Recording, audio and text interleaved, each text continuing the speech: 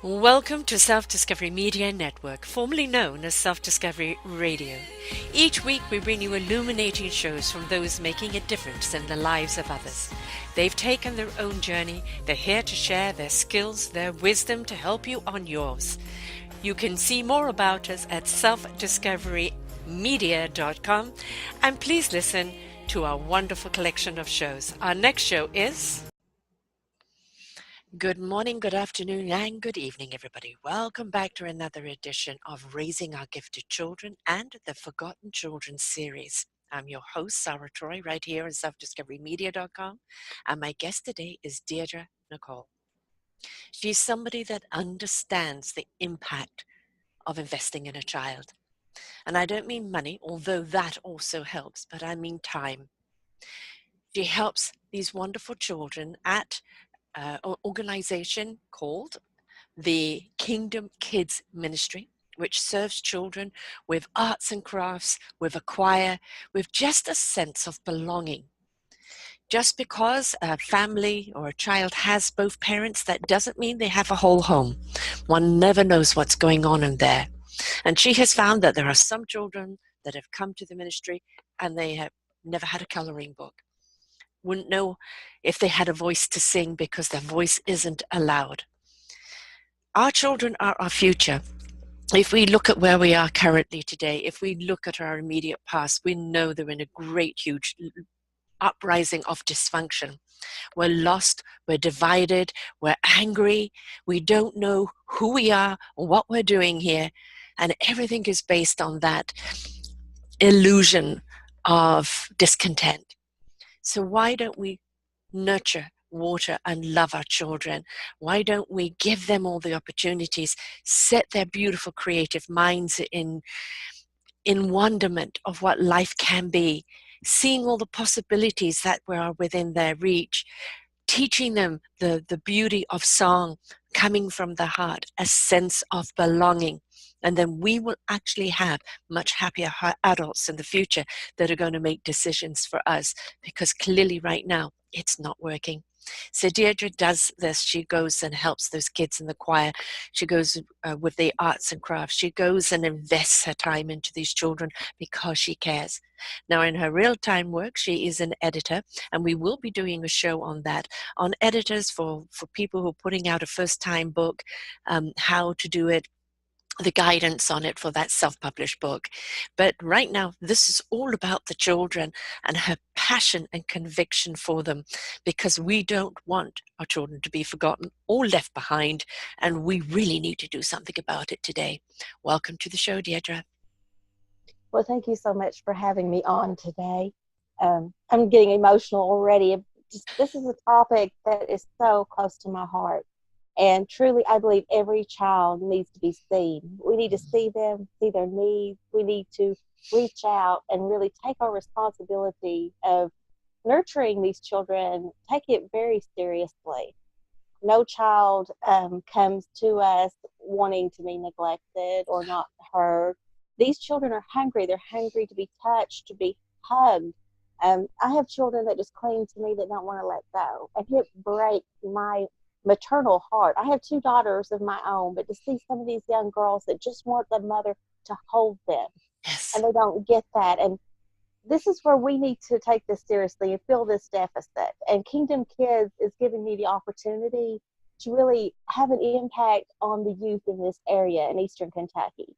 Over the last 11 and a half years, I have seen some of the most heartbreaking situations come up. We have a real issue with drugs. We have an issue with parents ending up in jail because of drugs. Then we have grandparents trying to raise these children, and the grandparents are older and they're struggling. And these kids, sometimes I had one little girl come to me and she said, I don't know where I'm going to live tomorrow.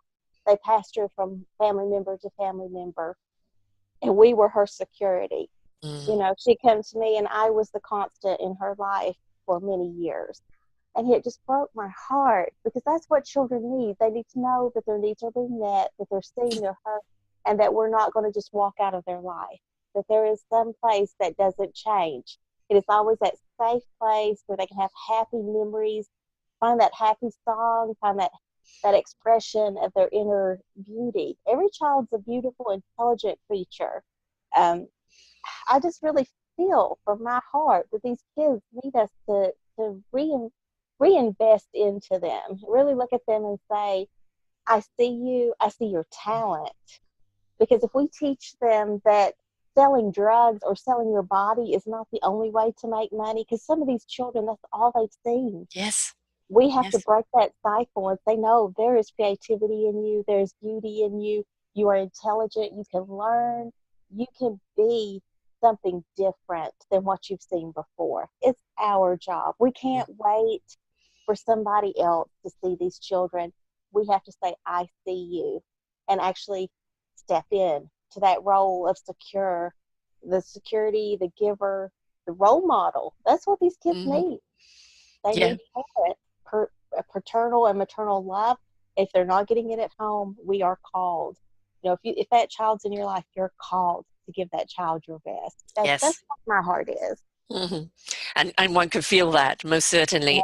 As a neighborhood mum, so kids having problems at home would end up at my door, and there was no reprimand. Very often there was a mediator between parents and child. Sometimes the parents just didn't care. The kid was elsewhere, and the extraordinary thing was is how little rights a child has to their own life, to their own choice. The ministry will come in and take them.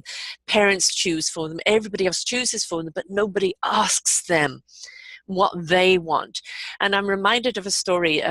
My ex-husband and I owned a restaurant, and it was mid-afternoon, so before the dinner rush, and there was a couple there with about a 9-year-old kid. And we came in because we had been out shopping with our chef. And as we walked in through the door, the woman stood up, broke her bottle of beer, and started charging the chef. And my ex-husband is a martial artist, so he had her down, called the police. The police came and she's swearing at the police. She is frailing everywhere. And there's this 9-year-old, and I'm quite pregnant at this time, and I grab her and I take her outside. And excuse the language here, I'm going to abbreviate. And she goes, "Oh, effing hell. The effing bitch. I'm not going to end up in effing foster care again." And it Oh, was like this 9-year-old, I was pregnant, and here I'm seeing this child by the mother's actions, knowing that she's yeah. just going to be tossed away and shunted off somewhere else, and to be so angry and so lost at the age of 9, so bitter. It just broke my heart. Since doing these shows, I have realized something, and also as a counselor, I have realized that most adult problems come from an injured child within. And we assume that it's the drug addict parents or the parents that sell their bodies, which in many many cases poverty and people's low self-esteem, low self-value is the common denominator. But how many people I've interviewed from very rich educated parents who just simply either expected so much of their children but never asked them what they wanted, or totally ignored them, totally devalued them. And so it doesn't matter whether it's rich or poor, whether it's drugs, prostitution, or neglect. If we don't seed those opportunities in those children, if we don't open up their wonderment and that belief that anything is possible if they're willing to go after it, then what we're doing is, as you said, the constant patterning of recycle of people who will repeat. We see people Mhm. beating their children because they were beaten, and but you had it beaten, why are you doing it? It's all they know. They've Right. never been taught anything else. So it's up to us not just to go, oh, poor kids, what are we going to do about it? And you've stepped up, and the difference that it's made, right? Just in letting a child know they're seen and they're heard, and they can express themselves through coloring, or they express themselves through song or dance or some other creative way, and tap into something that everybody else has just closed the door on. And it's so important to open those doors in them. Yes, it absolutely is. And I hate to say it, but I see a real poverty in the children's ministry, because some people think I can't help all these kids. Well, I'm not called to help the whole world, Right. just the children who God has placed before me. And I try to tell people, yes, your heart will be broken. You will see and hear things that will just break you. I come home sometimes and I just sit down and cry Yeah. because it hurt. I hurt for these children. Mm. But I go back to the ministry knowing that I am making a difference in our future. And if I don't do what I'm called to do, nothing will change. Yeah. And and I had someone tell me once, it's not about the impact on every child's life. It's that one child. Yes. If you can touch that one child, you make a difference in that child's life, that child's children's lives, and Yes. so on and so on and so on. So you Yeah. do it for the one. Yeah. The You know, ripple effect. The ripple yeah, effect. When you look at Oprah Winfrey, or you look at many other people, we have on the series here Rob Shear. And Rob Shear was an abused child by his family, Russian roulette and rape and beatings and everything, and then foster care that he had to go through, all the persecution, but he decided that love had to be out there somewhere. It took someone to say, stop giving your love away, start giving it to yourself, that changed his direction, that permission to love yourself, which for all of these children, most of the time it's like, well, nobody loves me, so therefore there must be nothing to love. And isn't that heartbreaking? Nobody, if they love me, they wouldn't beat me. If they love me, they wouldn't do these atrocities to me. And they don't understand. It's people who don't understand love that are raising them. And so it's not a reflection of who they are. It's a reflection of the people who are raising them. yes. And I think some of the most heartbreaking stories that I've seen are when the children don't understand where the parents went. Like the parents got Mm. arrested and they said, I don't know where my mommy and daddy are. And then Yeah. I have one little girl, she said, I don't know who my daddy is. And Mm. then I had another one who said, I know my daddy, but the last time I saw him, he was high and they had to take me away. And my heart just Yeah. hurt Mm. because this is what we're seeing. And they need us to be stability because that's really the tears in their eyes. It's not just that they're missing their mother or their father, they're missing the stability of a family life. I Yeah. lost my father to suicide when I was 18 years old. In Mm. losing him, I lost my home. We moved because he committed suicide in our home. We ended up losing our home. I lost my father, my home. I lived there for 18 years of my life. My security was gone. So I connect with these children and I understand the underlying issue is we need these children to feel safe and secure. They Yeah. need a constant place that is safe, unchanging, and that they can lay claim to. And that's what I love about Kingdom Kids is when they come in, they can take ownership of their seat in our room and say, this is Mm. my spot. This is my program. This program is for me. These people love me. We get to feed them. We get to do lots of fun activities with them. But most importantly, we get to continue that every Wednesday of every week and they see that we're not going away. This program's not going to stop. Mm-hmm. I'm not going to lie and say that it's easy. Sometimes financially we do struggle. But I'm telling you, these kids, they need the stability. And in me, the 18-year-old me that still hurts for the loss of my father and my Yeah. home and my stability, that resonates with me. And I can see it in their little eyes. This is the place that doesn't change. And I know that hunger, that Yeah. place you call home, that place you call safe, those people that keep you safe. And that's what they need. And that's what I want to give to them. And that's inside of me, it's healing. That's the other Mm. part of children's ministry. It heals your broken Yes. places. Yes. Yeah, Yes, because we don't realize there's an injured child in us as well. I mean, I lost my dad when I was 11, but to heart disease. And the thing is that he was told 4 years prior that he had 3 months to live. And so my dad coming out of the war, he was a squadron leader, kind of lived his life as if this was it. And had they said to him, change your lifestyle, you know, change your work environment, change this and that, he probably would have lived a good long life. But, that's another story where I'm totally against giving people what I call the death sentence, because some people rise up to it, most people give into it. But yeah, no, I lost my dad when I was 11. And then we, private school, beautiful home, down to smaller home, public school, going to a new country. It does shake you up. There was no stability. My mother was in self-discovery of herself as a single woman, which is good for her, but it also kind of left me behind. And suddenly the attention I had of my mum wasn't there anymore, and I'm in a new country, in a totally new environment, no security, no nothing. So yes, I understand, and that was just on a small scale. I didn't have to go for any of the physical abuse, and I didn't have to go through any of the sexual abuse that these kids go through. But I understood how it rattled me. And the sad thing is when I've interviewed people who've saying, yes, my dad raped me, my grandfather raped me, and my mother watched, or my mother stood, but let him do it. And I think, how, how can you, how can you, because there's a fierceness in you as a mother to protect your children.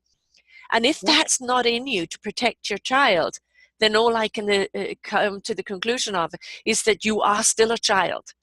Still a child in fear, still a child in terror of the repercussions if you stand up or if you do anything to protect. And that's the sad thing. It doesn't matter how old they are when they're having the children, but they're still a child having a child, aren't they?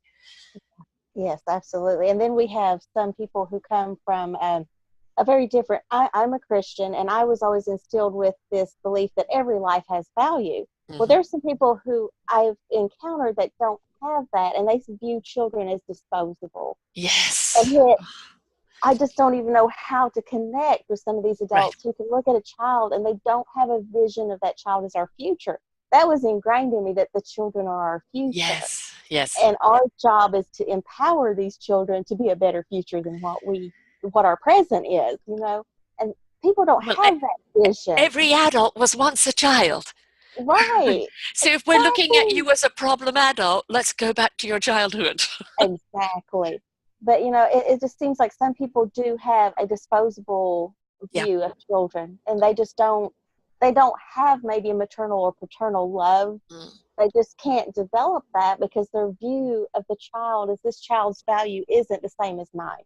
They're very self-centered, and I'll admit, Narcissistic. yes, Narcissistic. Yeah. narcissistic. Yeah. And the truth is, when we're in childhood, and this is one of the things I tell my teenage daughters, they're 18 and 19. I said, when you're 18, you're very self-centered because your world was always about you. And I try to give them opportunities to step outside, because as a child going into adulthood, you learn to see other people as valuable. You have to grow beyond the childhood phase of Yeah. everybody taking care of me. And losing my father taught me that my world wasn't about me. It was about Mm. the people connected to me, and how can I make a better impact on their life? How can I love them better? How can I support them better? And that's one of these things. I think that these adults that don't have that compassion for children, Yeah. perhaps they haven't learned how to step out of the world's about me and step into, wow, I make an impact on other people's lives. Right. They have the.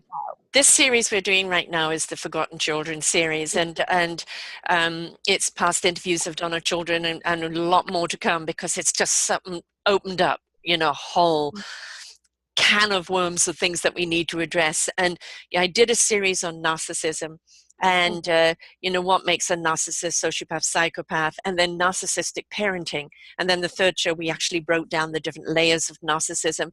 And a child is narcissistic because it's all about them gauging their survival, their need for the next meal.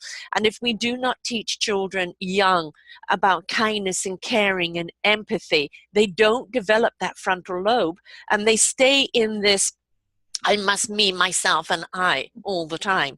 And there is a very prominent figure in America that is the narcissistic poster. I'll let you guess who it is. And that person is ultimate narcissism at its extreme, bordering on sociopath.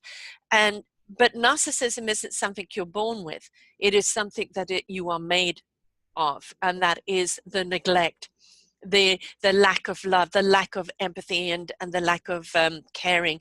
If you teach a child right from the word go how to treat another animal, how to treat other kids, how to show respect to people in the way they speak to them, these aren't just values. This is actually the programming you're teaching them in which to interact with people for the rest of their lives.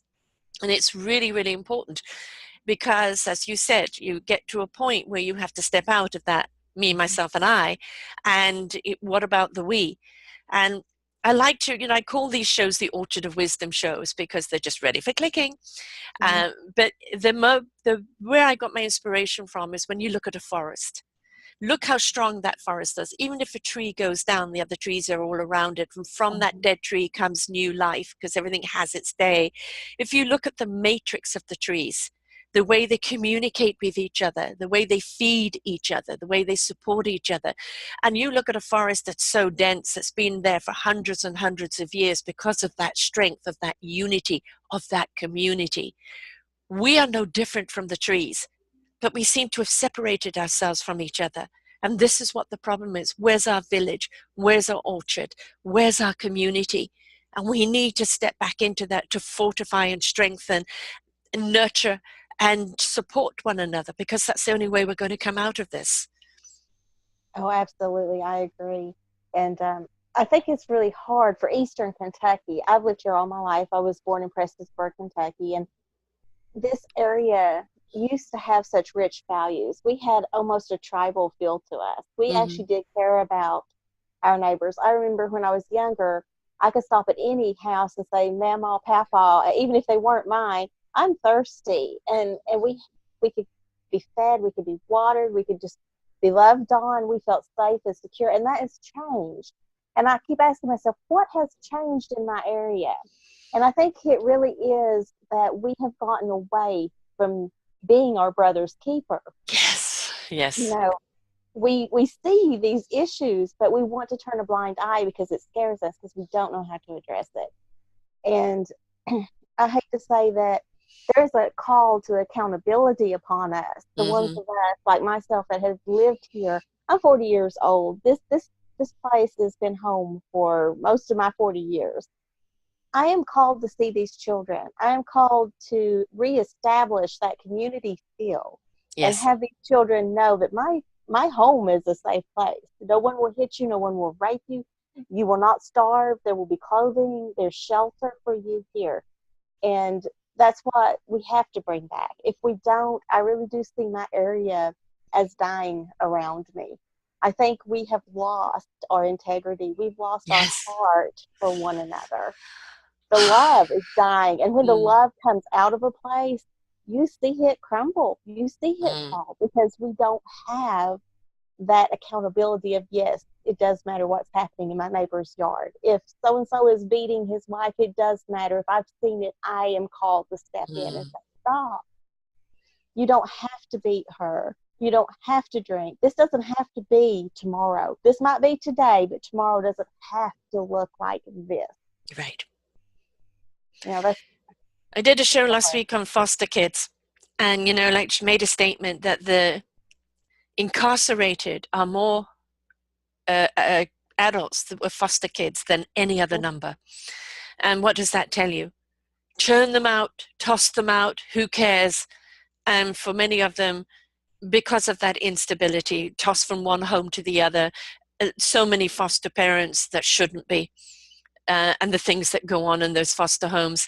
And they end up in crime because the criminals will always say, brotherhood, sisterhood, come, I'll look after you, right? And then they turn them. And where is the love? It just seems to be something that we've lost. And I think because we've lost that sense of community, with that sense of looking out for each other, the village is only as strong as its participants. And everybody has a role to play in there. Everybody's role, even the village idiot, is important, right? Because it gives people that sense that, as you said, you can go to here, you can go to there. It takes a village to raise a child. I think in becoming so, with computers, with TV, with women having to work as well as the men in the family, we've lost a great deal of that. And I'm not talking about going back to, Leave It to Beaver or whatever, back to the 50s. But what there was, I was a stay-at-home mum and I worked in and around that. But I looked upon raising my children as my full-time job. And I had a husband whose hours were very, very precarious. So the kind of the work I did could never be solid time because I didn't know if there was somebody else going to be there. And again, I was that neighborhood mum for the kids who were latchkey kids. And I can't criticize, a mum and a dad both working, because I know that in today's environment with the costs, it has to be. But it's somewhere along the line, we need to have something else step in and be there for those kids, because we are losing it. We're losing it radically. My brother's just bought a house in England, and he's been renovating it. They've attempted to break in twice. And he's saying, I don't think I can stay in. I said, what about the police? They said, no, they don't come out anymore. I said, what about patrolling? They don't do it anymore. And there is no accountability. These kids have just become thugs. Nobody's going to stop them. Up yours. All sorts of vulgarities coming out of them, and no accountability at all. And if you don't have those boundaries, how do you know how far to push and when to stop? Yes, absolutely. And I think that's why it's so important that we have programs like Kingdom Kids. I know I've come under criticism before because some people don't believe that the church should be stepping in and doing what we do. And I know some churches have gone through, we've seen some things with the Catholic Church where there was sexual abuse within the church. Yes. But I want to say this, the ones of us that are called, and I believe it is a calling to me from God, if you feel it in your heart, you do need to step up. And no matter how bad somebody else is behaving, that doesn't give you a free pass to say, I'm not going to have a children's ministry because I don't want to. There's things that we do to be held accountable, and making sure that there's a male and female in the room. We have an open door policy where the door is open, where people can see what's going on. You need to do it the right way, but at the same time, you just need to do it. Yes. We Stop have making excuses, right? Yeah, no, these children have nowhere else to go. And we have some children that walk to our program. I'm trying not to cry. I mean, I think of these young teenage girls walking down a highway, going through the middle of town to come to our program. They don't walk home, they walk to us. And it breaks my heart. Mm-hmm. It does. But this is a safe place. And the truth is, if they didn't walk to us, where would they be walking? Yeah. Where would their little feet take them? Right. And that scares me more than the possibility that maybe an unscrupulous person would infiltrate the program that we're trying to do good from. Right. We could be more vigilant. We can be more accountable for our program. We can always get more funding. We can get more volunteers and screen them better. But to not do it and to let that teenage girl walk to God only knows where. Right. We're providing entertainment, something fun and food and safety to the best of our ability. But where would she have ended up if she kept walking down that road? Right. Oh. Yeah. It's that sanctuary, even if it's only once a week. They know that that's their haven to go to. Where they're seen, where they're heard. Where they can cry. Where they can heal. We have no idea the impact of a hug. How important it is just to wrap your arms around someone and say, I've got you. You count. Absolutely. You count. Because where they're coming from, it's not just the parents, it's at the school. Look at the bullying. Look at the teachers that are just inundated with so little funding. How can she give attention to somebody who's falling behind, or him?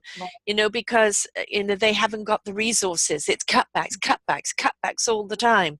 And of course, that is going into the political system of how utterly wrong it is, because they keep taking money away from investing in children. On every level, which is so short-sighted. But there is actually, a little conspiracy of, let's keep the people dumb, let's keep them under our thumb, then we can manipulate them any way we want, and who cares, right? And we've got to, this whole movement in America right now has been an invitation for everyone to say, I don't like what's going on, it's wrong. And then what am I going to do about it? And to stand up, as Andrea Day's song, rise up, rise up together. Because if you don't like what's going on, this is your world. This is your country. These are your people. What are you going to do about it? It's very easy to criticize from your couch, but what are you doing to change it? And it doesn't matter whether it's money, whether it's sending in tools or support, whether it's stepping up and giving your time. Just find something you can do that you can participate in. because it takes all of us to rectify what's wrong. Oh, I agree wholeheartedly. And I tell people, if you want to volunteer, like even if the parents, I tell the parents, if you want to come and be with your kids in my classroom, please come. Mm-hmm. Come and volunteer, get involved. And honestly, we need more. We need more programs. Yes. And we need programs that instill value. That's one of the things, you know, I do get a lot of flack. Some people don't like, they call it indoctrination. You know, you're Mm-hmm. teaching them about Jesus. I said, yes, but I'm instilling some values that these kids don't have. Yeah. Number one, that their life is worthwhile. Right. That is very important to me. Some of these kids come in and they're like, my life doesn't matter. That kills me. Yes, it does. And I spend a lot of time saying, honey, your life is precious. You're precious. The teacher, one little child said to me, the teacher is always angry at me. I can do nothing right. And I said, baby, as long as you're trying, that's all I ask of you. And when you go back in, give that teacher a little bit of grace. Maybe she's just upset at the world and not necessarily you. Yeah. Don't take it personally. That Right. child never had anyone say, don't take this personally. Maybe it's not that she doesn't like you. Maybe she's just upset and struggling herself. Mm. Perspective. So I give them purpose. I give them perspective. We've got to do this. If we Yes. don't, and I look at my community and I said, you know, right now the churches are doing these programs. I don't see anyone else stepping up. Right. We don't have any safe haven for youth that they can do things that are legal, not these Right. illegal parties and raves, but an actual place that they can go that's safe. Right. If we don't start providing, they'll find these bad places to end up Exactly. Yeah, because they're, in. they're just prime, ready to capture these people left, right, and center. And the thing is, it doesn't matter, really what religion a person is. If a child comes in of a different dominion, it doesn't matter. The religious cloth they wear doesn't define whether you're going to take care of a child or not. And when we look at it, religion as well as government has become a great deal of the problem because of that.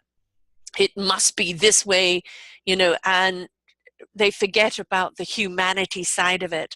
And so, whether you're doing it in the name of Jesus, which is fine, because the morals that Jesus teaches is the same as what a lot of the other religions teach at the proper core, at the true core, is kindness, caring, love, the value and respect of each other. That is, God's love is all of those morals in one bucket.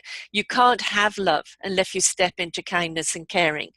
You can't experience love or peace or purpose until you step into stepping out of yourself and being of service in some kind. So it's got really nothing to do with religion, though you use that as the compass.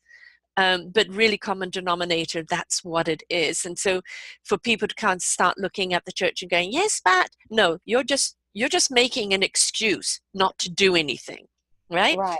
If you're Exactly. not religious, then go to the community center, say, let's start a music program. Let's start an arts and crafts program. Let's start a sports program, right? And make it that it's open to everyone, right? You don't make that an excuse. Yeah, that's what I try to tell them. And I'm like, this is what's right for me. This is where my Yes. heart is. And also, I don't, for me, it's not religious.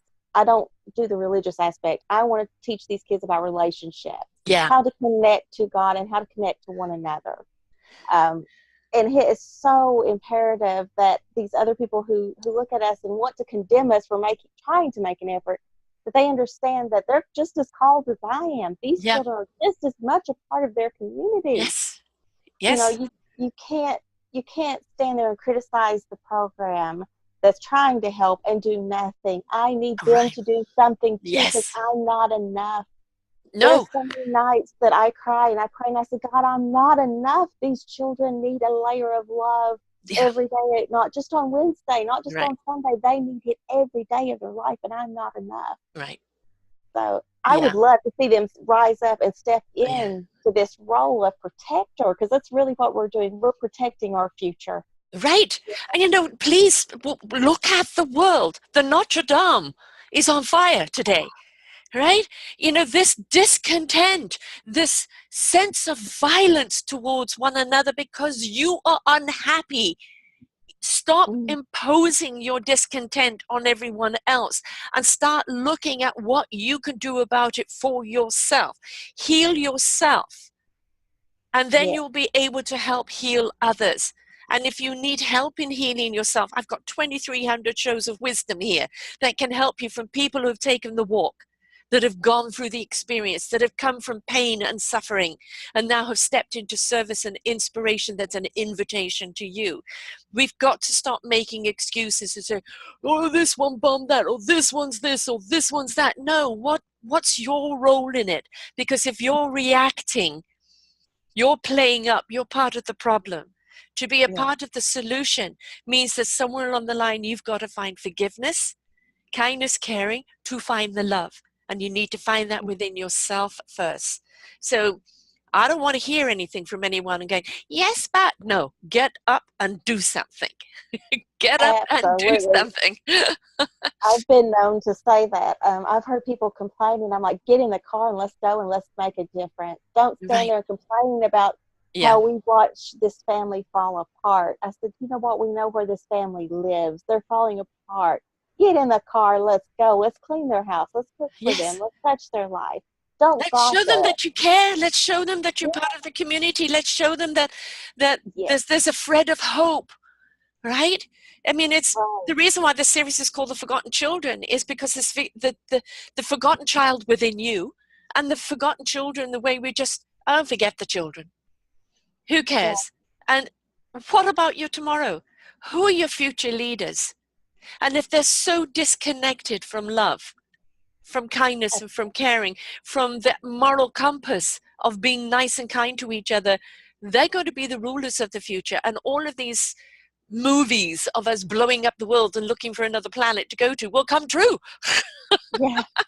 And I think one of the most disturbing things too is I'm seeing a lot of these children that have like autism, that have Yes. dis- learning disabilities, and they are very precious to me. And in my mind, these children can learn. They may not learn like other children, but they still, they're intelligent. They can learn, and there's something that they can do. And I see people writing those children off, saying, "Oh, well, they'll never have a good life." And I think the most heartbreaking thing is someone and I were discussing abortion, and they actually said, "I believe these children, if we know they're going to have some kind of disability, should just be aborted." And I said, "But wait, you just said that in front of a child that has autism. That child's Right. not stupid. That Right. child understands that you just Yes. said that they shouldn't be alive." Yes. Don't voice that. We need Yes. to say, you can do. You may not do what other people do, but you do what you're called to do. They're here That's to the teach us. belief. They're here to Yeah, teach us. I've interviewed an awful lot of absolutely. autistic kids and parents, and kids who have written their books, who have gone on to do graphic designing, and adults who discovered that they've had autism all this time. Yeah, That they just didn't understand because they always were treated as if they were stupid. Learning disabilities. It doesn't mean it's a disability. It just means they have an ability that the school system hasn't been able to teach, yeah, right? So if yes, we get out of our perspective and start looking at the way, and look at the wonderful savants of 5 years and could do Mozart, and that mm, incredibly creative, but maybe in other areas just not at all. Every single one of us has areas that we thrive in, and if we water it and love those seeds and see where it goes, that's what they're here for. We're all yeah, looking for what's the absolutely. meaning of our lives. What are we here for? And if we see that gift that they have become to us, then we understand what they're here for. And the question then comes back, well, what am I here for? Absolutely. And we can't say that this child doesn't have value, No. because every child does. And we Yeah. don't know what tomorrow holds for that child. And they may have an answer because they don't see the world the way we see it. They No. may see the answer we can't find. Right. They may be the answer. Yes. And I Yes. just think that we need a full new way of looking at children. And Hmm. instead of just saying that this child's precious when this one isn't, we need to stop that. We need to say every one of these children are precious. These are our future. And now, what is my Yeah. responsibility to the future? Because we have a responsibility, Yeah. and we Yeah. can't just we can't do the pass the blame game and say, oh, that's somebody else's fault, or somebody Yeah. else will take care of this, or it doesn't apply to me. You know what it does? It affects the entire world, because Right. as these children's lives change for the better, the world changes for the better. Right. That's how I see it. That's what's in my heart, and I believe it, because I've seen how my life has changed for the better over the years because of the impact that other adults have had on me. And I know if I'm having a good impact on the children, their lives will change and their world will change. Right. You know, And I have don't look at things as an excuse. Don't right. look at, Mhm. you know, your religion. Don't look at your status. Don't look at your political point of view.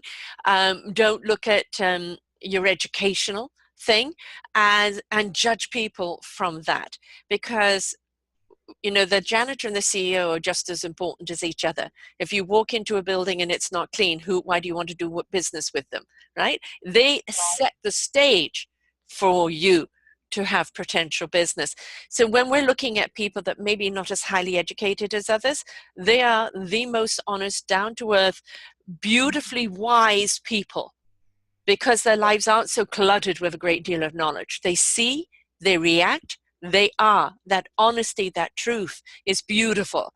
And we get so caught up with this label of intellect and letters after our name that we become detached from the heart, the soul, and the spirit of us. And we think that the mind runs it all. And I think that's one of the problems that we've seen, is that we stepped away from heart. We Yes. stepped away from the soul, which is our divine connection. We forgot to ignite our spirit, and we've been running on this head intellect, which is self-importance. The more knowledge I have, the more important I am, the bigger I am. But without heart, you're nothing. You're nothing Right. if you don't have that heart. Yes, and I see so many people shaping their lives based upon movies or based upon Yes, political agendas or yes. propaganda that we see. We're being taught to hate one another, and I think, Mm, wait, we need to stop this. yes, I don't hate people who are different from me or think differently from me.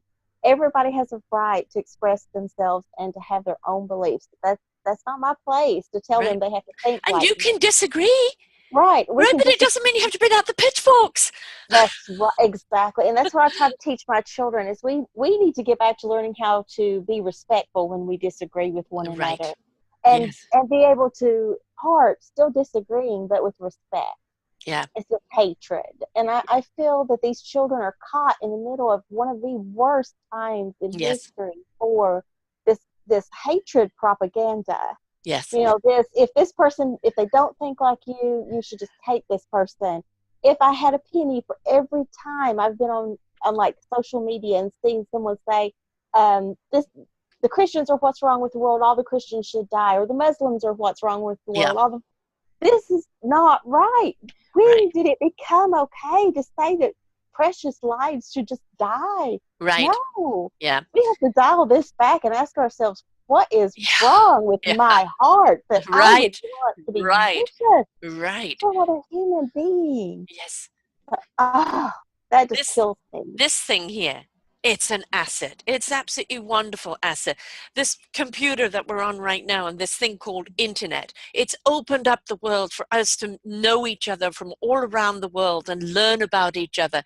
It's really brought this world smaller, and in wonderment that also to understand that although that culture, I call it kind of the buffet, and that spice and that dish is different, but the ingredients might be the same.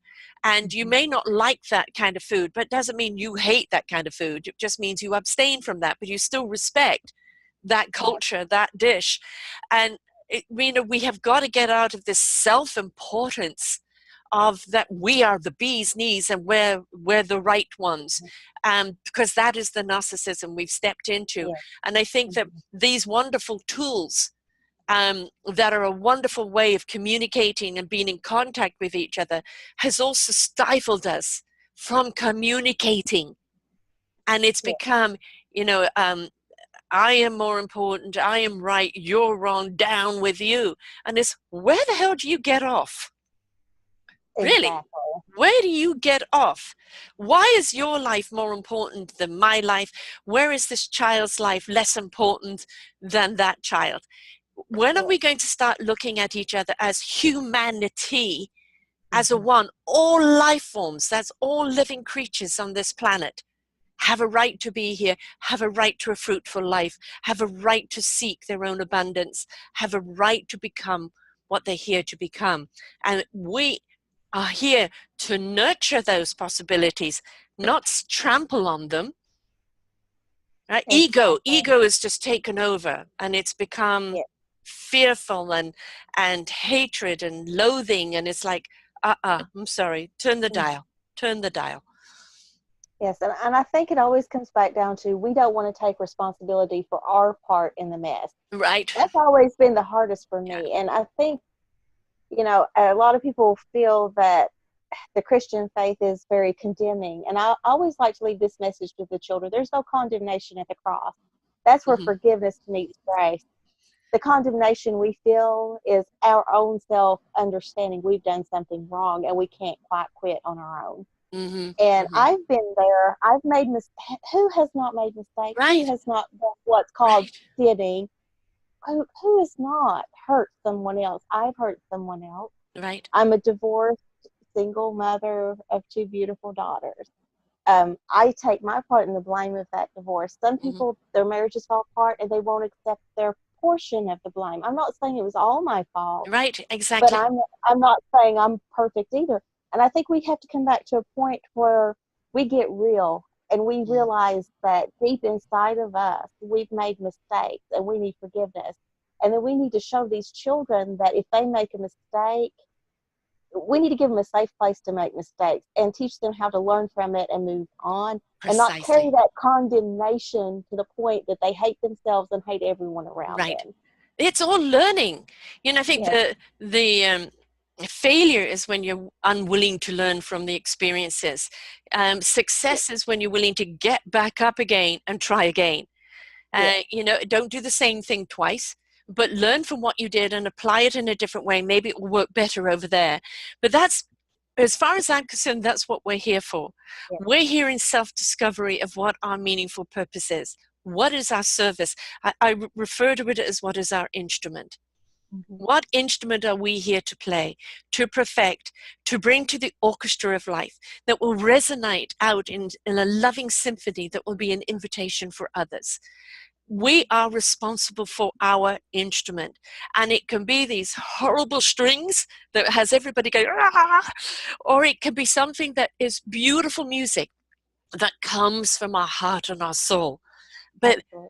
who you are is up to you. Yes, you are going to be dictated a great deal by what's happened to you, but I've interviewed the people like Rob Shear, like so many, that have been abused in ways that no child or no human being should be abused.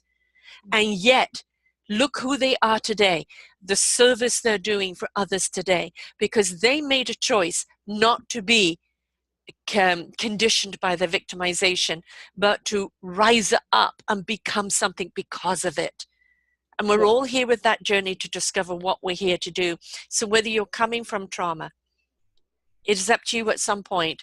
How are you going to rise from your own ashes? And then make sure that the right people are around you to help you rise up. yes, exactly. And I believe a part of being the right kind of person. Mm-hmm.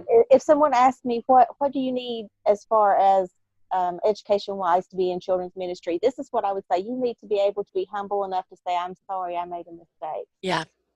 Because if we don't teach these children how to be humble and to really be accountable for their mistakes, they'll go out and they won't know how to do that. And I don't want any child to come to me and think that I'm not the best. I always say anything good you see in me comes from God. The rest is my desperate need of Him. And oh, how I desperately need Him. We Mm-hmm. need to, and that's what's wrong with America today. We need to eat some humble pie. Yeah, yeah, yeah. We have made mistakes and we have hurt one another horribly. We've done things we should not have done. We've done things to other countries we shouldn't have done. We Yes. have been cruel and inhumane. Yeah. And there's no one to blame but ourselves. I have to go, when I make a mistake in my classroom, I have to go and say, I'm sorry. I'm sorry I lost my temper at you. Please forgive me. I've made a mistake. I have to do that. But we also need to do that on a global level where Yeah. people can see us. And Own these it. children globally can see that us adults know how to eat that humble pie and say, you know what, I made a mistake. I'm sorry. And then instead of going to war, we Yeah. sit down and we apologize and we be adults. We talk about what we've done wrong and we find a better way. That is what we desperately need. And these children need to see us do it because they're our future and our future is watching us.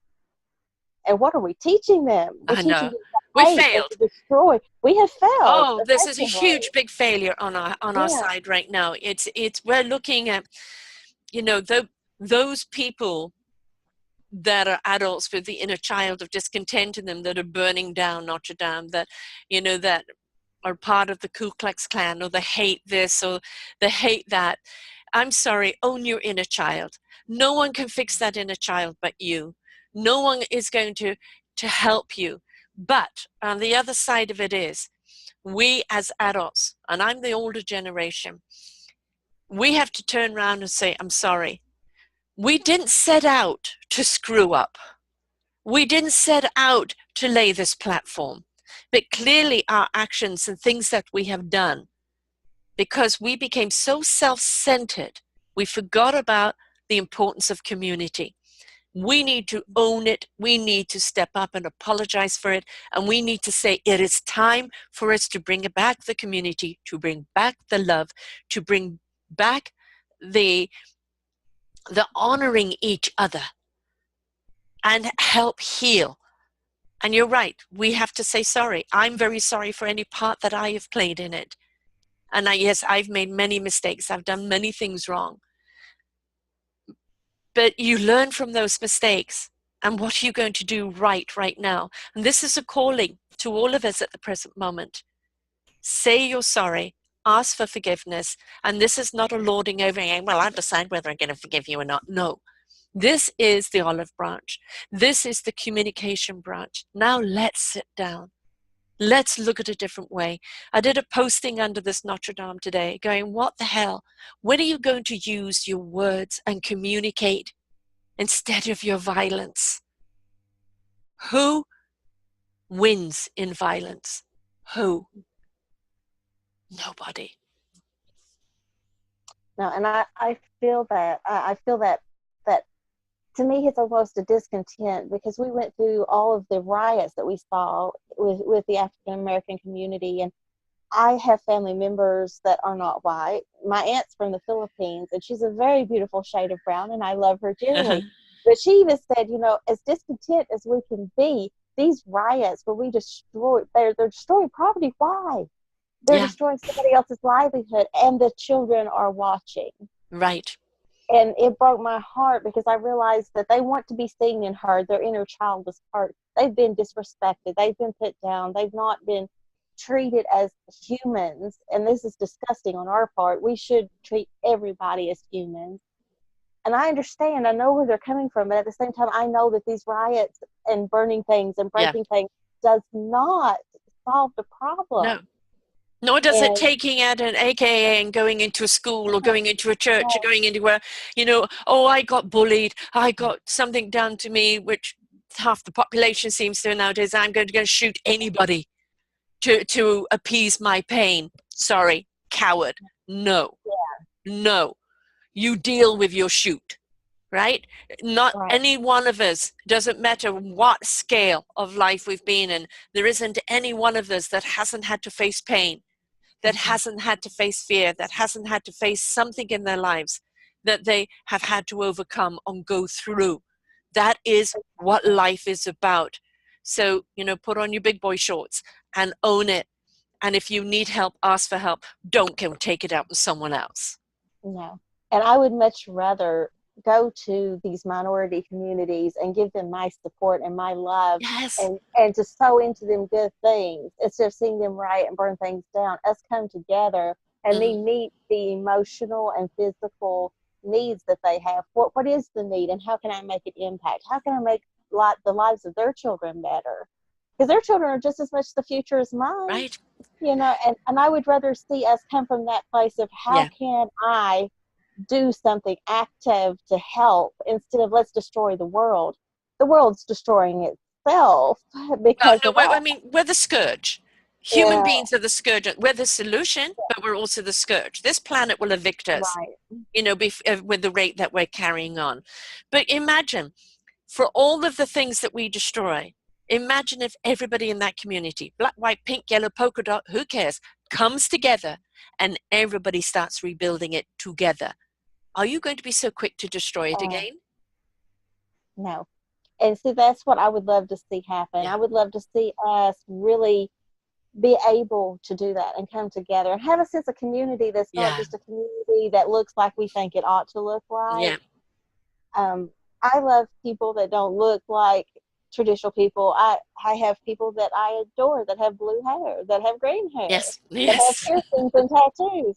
I love them just as much as the people who don't. You're right. And the thing is, we're always, I hate to say this, but it feels like we're always looking for an excuse. Yeah. An Yeah. excuse to not like the other person, an Right. excuse to not step up and do our part. Right. And I Yeah. think it's time we strip that away and we get back down to our inner child and we say, okay, inner Mm. child, it's time to heal. It's time to grow up and there's Right. no more Yeah. excuses. I mean, if we're looking at somebody else and saying you're worse than me just because of your color or because of your religion or because of your status, what does that say about us? It speaks more about you than it does about them, right? So if you have got a him or hate on for someone, go and have a little conversation with yourself in the mirror and go, really, what's this really about? And I be hate to honest with say, yourself. yeah, I hate to say, like, the number one thing that I find when I speak, like at some of the ladies' events and stuff that I go to, and ladies' Bible study, the number one thing that I have to talk about is gossip. And I always go back to the scripture. It says, if you have a problem with your brother, take it up with your brother. I Yeah. cannot tell you how many families I've seen destroyed, how many lives Yes. I've seen destroyed, simply because somebody decided to take out their anger towards someone verbally. They gossiped. They told somebody else's business in a hateful way, and it hurt. Yes. We're destroying with our words and our actions the people we're supposed to love. I And know. I've gotten to where I say, stop. I don't even want to hear it. That's gossip. If you've got the problem, take it to the person you have the problem Yeah. with.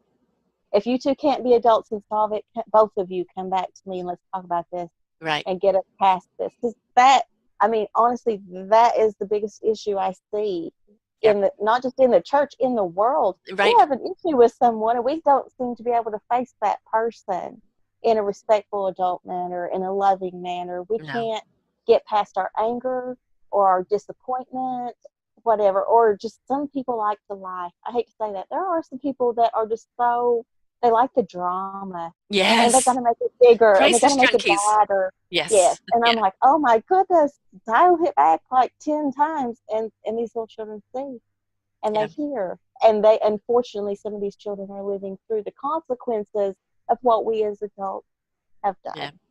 We are breaking our children with our bad Right. And behavior. what we're doing is creating a future that is going to Mm-hmm. be of lack of love.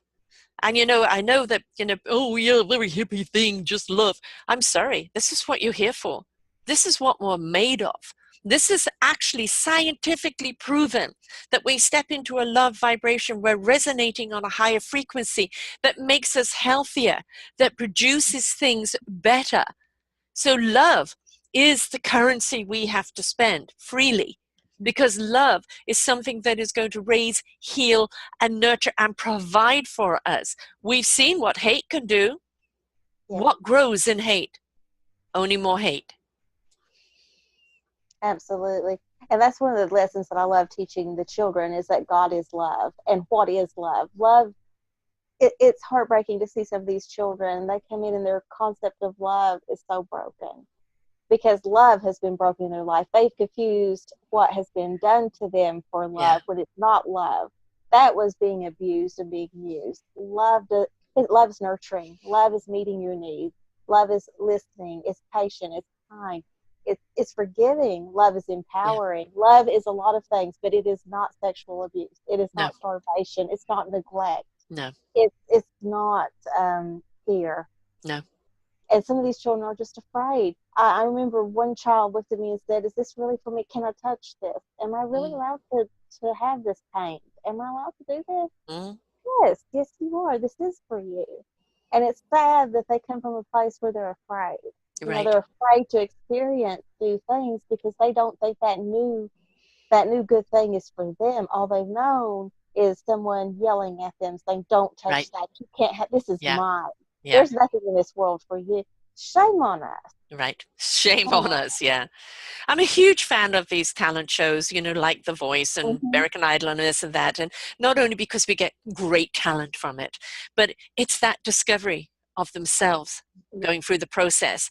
They have this great instrument, but they didn't have the confidence. So they didn't, believe that they had it, or they needed to be nurtured in it. And just to see how some fall by the wayside because they just can't, they just don't believe enough, and how some thrive. They become that beautiful phoenix, and to see that through all the adversity that they've been through, that they have a voice, that people are interested, literally interested in it, and to see that expression of everything that they've been through in life come out through that song.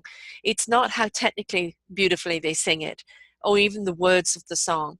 It's the emotion and the love and the everything that's within them that comes out through the song.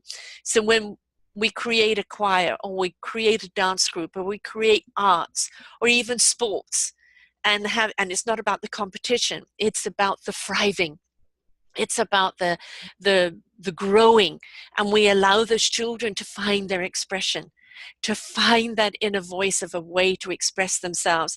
We've given them a tool that Mm-hmm. that they can now use throughout their lives in a way of expressing.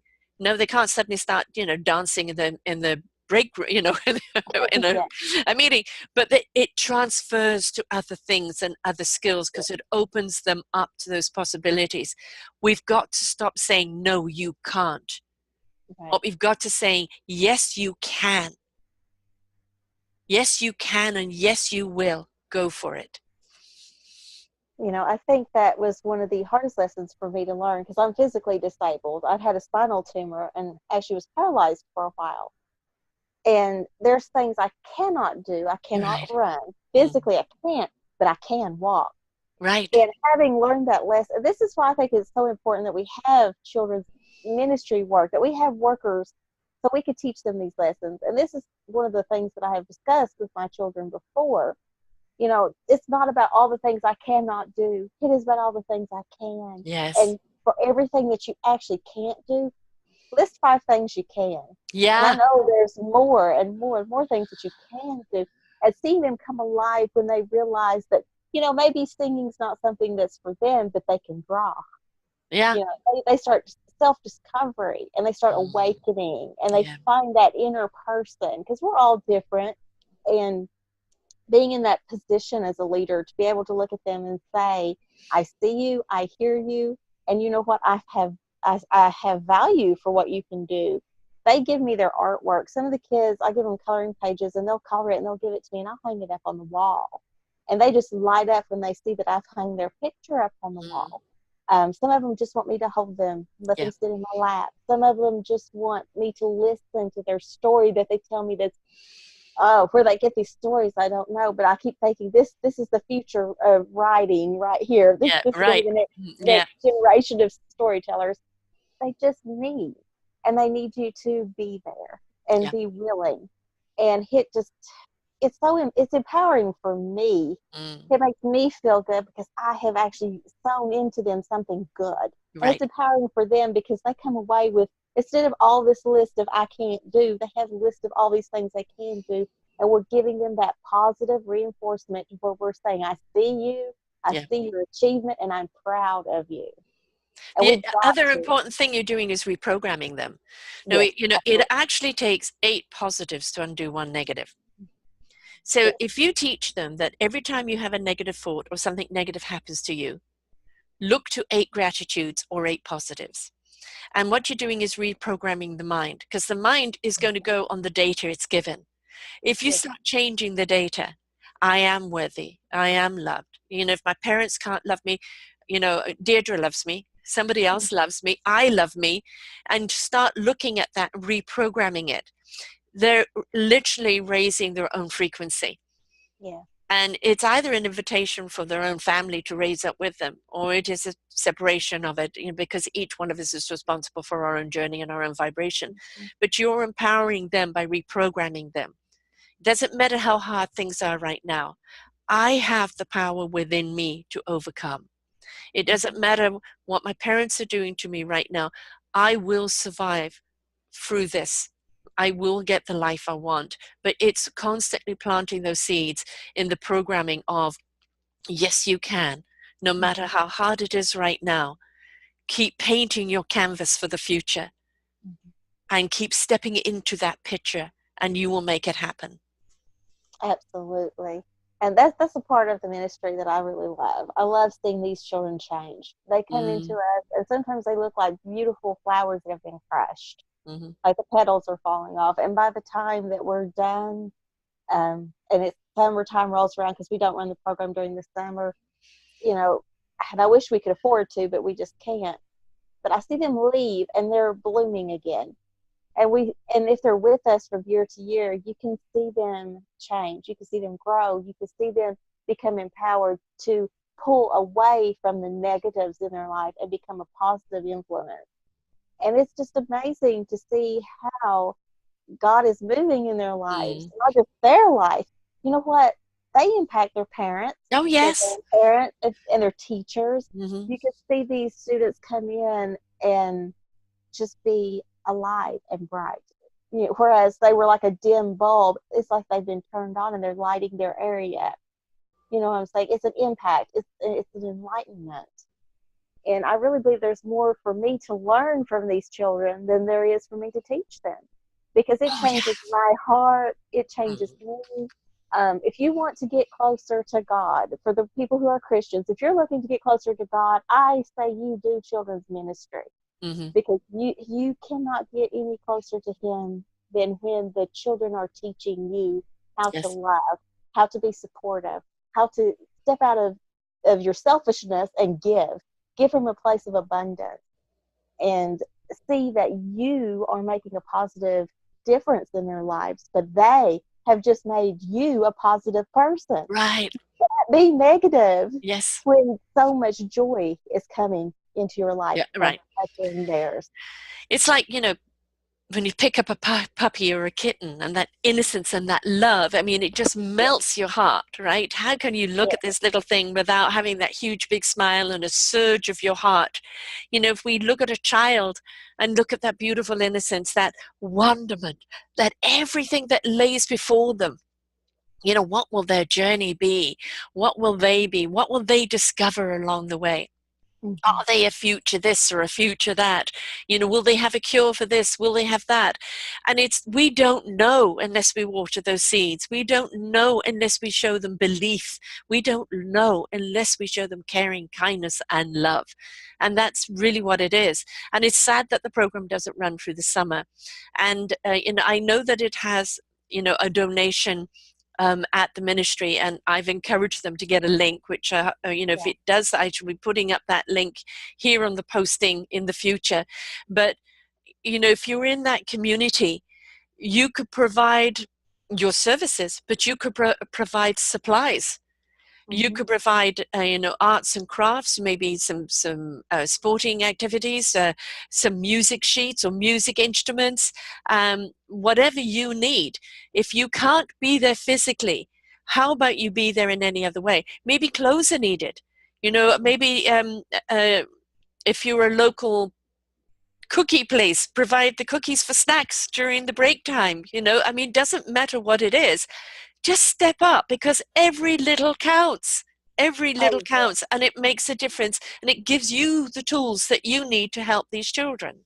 Yes, and they're so deserving. And if you could just see their little faces, we got brand new markers. I saved up some money and I bought new markers. They had not had new markers and I don't know how long. But these kids' eyes just lit up. There's Mm. brand new markers. Being able to have really nice art paper that I pulled out of my art supplies and gave to them. They were touching it. This isn't stuff they get to experience. And Yeah. you see a gratitude in them.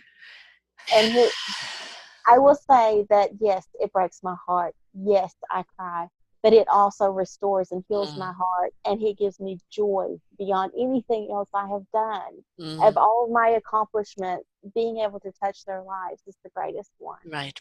So I would love to have some of the local people, or people who, even if you're not from this area, we would love to have your support. We would love to have people come in and actually see these children and see what they're doing, and be a positive role model for them. That's what they need. They need Right. stability, they need love, and they need us to step up. Yeah.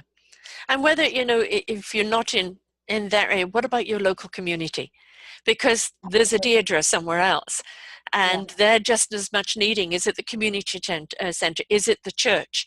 It doesn't matter if you're a religious denomination or not. You've got to remember, these children are our future. And what are you going to do to help them today? So look around your own neighborhood.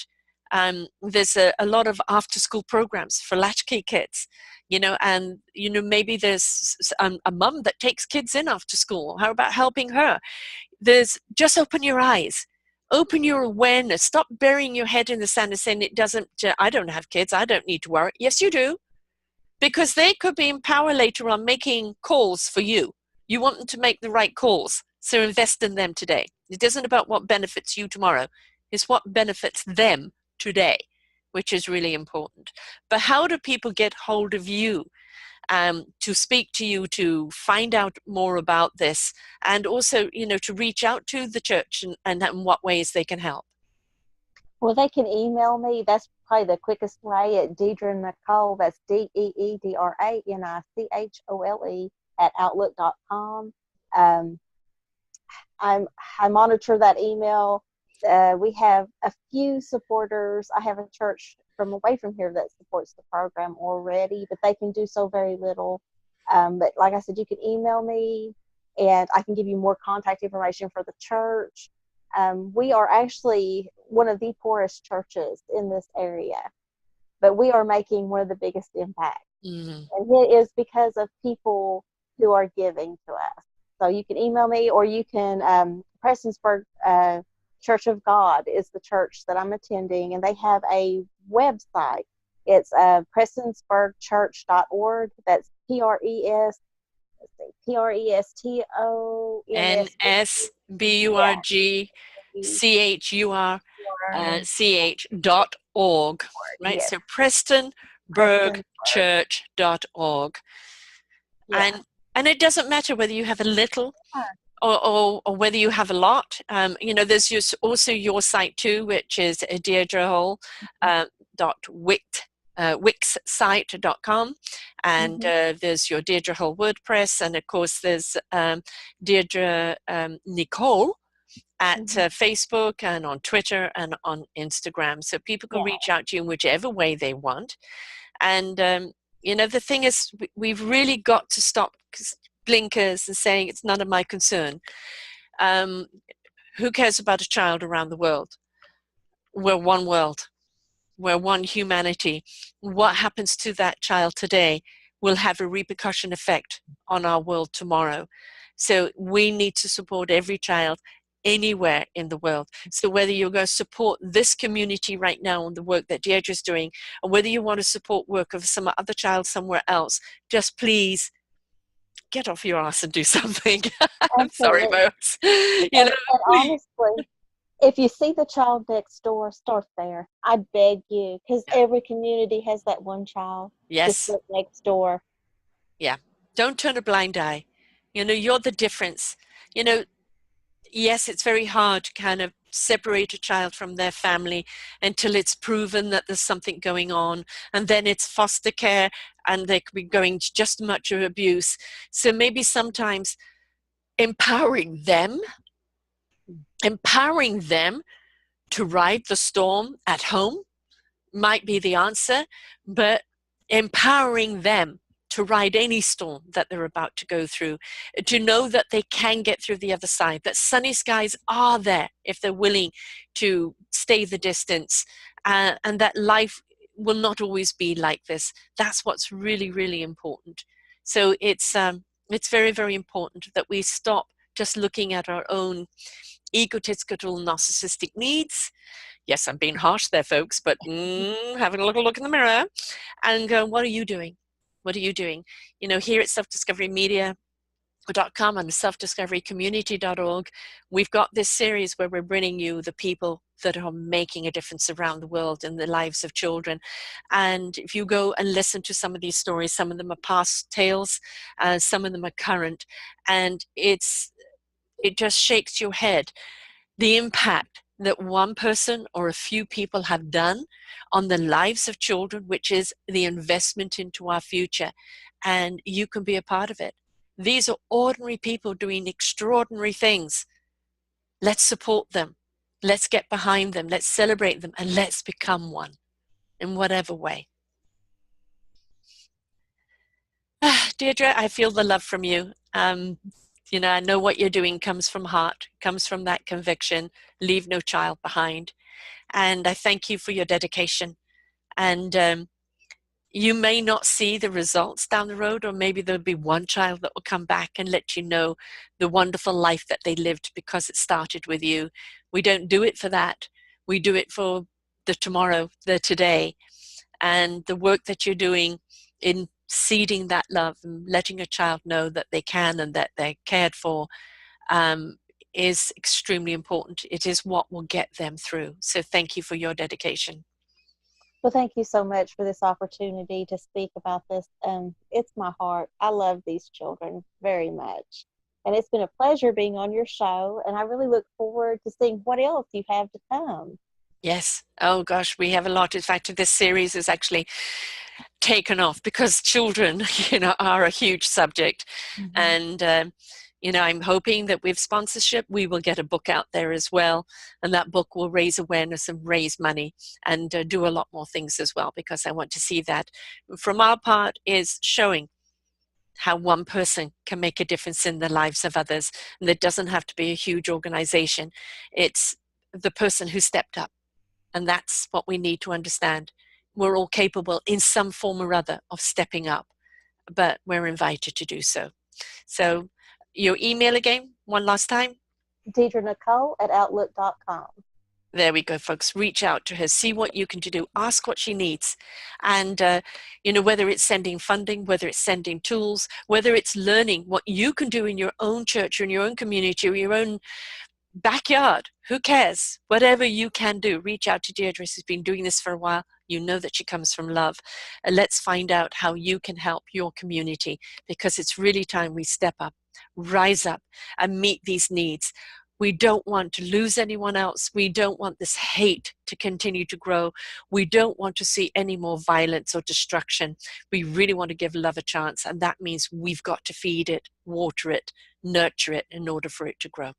So thank you, Deirdre. Thank you.